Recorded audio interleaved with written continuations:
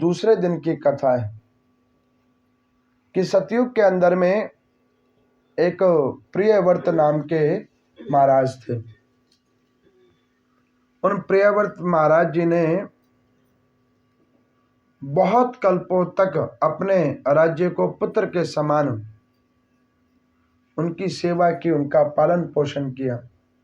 उनकी मालिनी नाम वाली धर्म पत्नी थी जो बड़ी ही सती साध्वी थी और नारायण भगवान में बहुत निष्ठा रखती थी।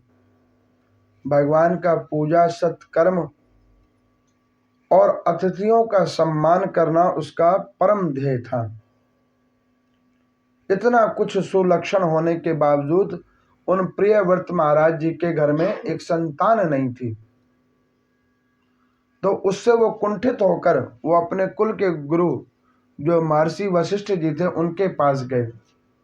उनको हाथ जोड़कर निवेदन किया कि प्रभु, बहुत कल्पों तक मैंने भगवान की सेवा की, नारायण की सेवा की, लेकिन उसके बाद भी मेरे को संतान नहीं हुई।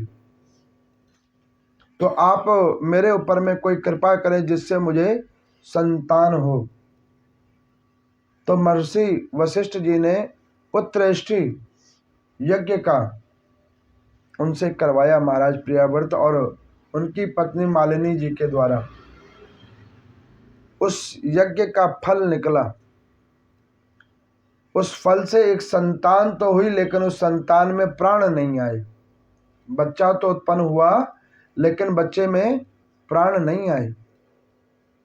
महर्षि वशिष्ठ बड़े कुंठित हुए कि यज्ञ तो बिल्कुल अनुकूल हुआ, लेकिन उस यज्ञ से संतान जो हुई उस संतान में प्राण नहीं आए। ये बड़ी चिंतित वाली बात हुई। जब ऐसे वो चिंता करने लगे तो यज्ञ देव भगवान वहां पर प्रकट हुए।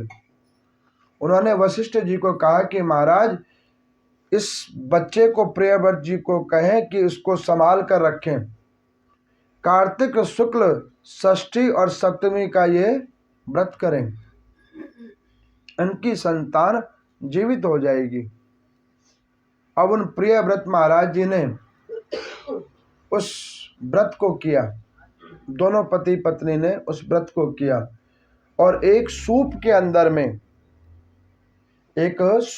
अंदर में उस बच्चे को रखकर वो गंगा के किनारे गए और उस घाट के ऊपर में 36 घंटे तक वो पति पत्नी खड़े रह गए जल के अंदर में।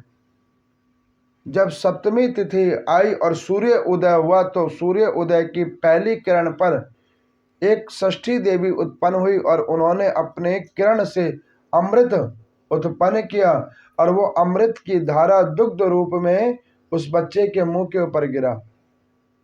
और जैसे ही उस बच्चे के मुंह पे वो दूध की धारा गिरी, उसी वक्त वो बच्चा जीवित हो उठा।